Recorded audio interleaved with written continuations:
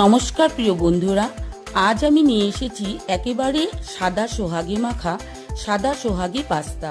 Butter, দুধ, cheese আর একটু ভালোবাসা, এই কটাতে তৈরি হয়ে যায় ক্রিমি বিদেশি পাতে বাঙালিয়ানা ছোঁয়া।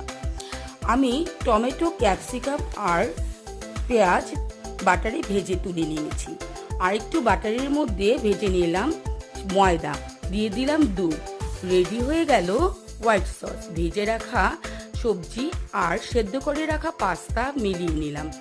অল্প একটু আমি পাত্রে ঢেলে দিয়ে দিলাম চিজ, তার উপরে বেঁচে যাওয়া পাস্তা, তার উপরে আরেকটু চিজ দিয়ে অরিগ্যানো, চিলি ফ্লেক্স, গোলমরিচ গুঁড়ো সব কিছু দিয়ে আমি মাইক্রোওয়েভে 10 মিনিট সেদ্ধ করে নেব। নামিয়ে আমি পরিবেশন করব। খুব সুন্দর হয় খেতে বন্ধুরা, একবার বাড়িতে অবশ্যই ট্রাই করবেন।